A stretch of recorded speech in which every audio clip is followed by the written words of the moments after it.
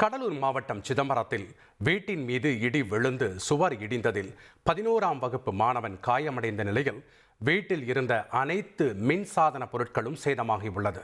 இது குறித்த கூடுதல் தகவலை செய்தியாளர் கண்ணதாசன் வழங்கிட நாம் கேட்கலாம். வணக்கம் கண்ணதாசன், இந்த சம்பவத்தின் முழு பின்னணியை பதிவு பண்ணுங்க. தற்போது காயமடைந்த மாணவனுடைய உடல்நிலை எப்படி இருக்கிறது, விவரங்கள் என்ன?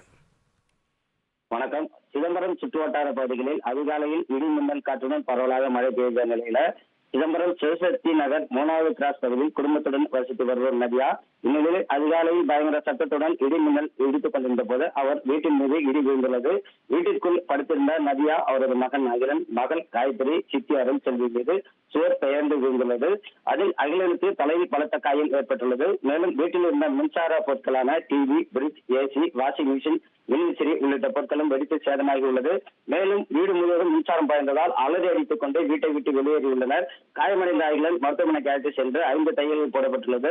இது குறித்து நதியா கூறுகையில், அதிகாலை பயங்கர சத்தத்துடன் இடி இடித்ததாகவும், அப்போது வீட்டின் மீது இடி விழுந்ததில் வீட்டின் சுவரில் இருந்து எங்கள் மீது விழுந்ததாகவும், அதில் எனது மகன் காயமடைந்ததாகவும் மற்ற அனைத்து மின்சார பொருட்களும் வெடித்து செதறி உள்ளது.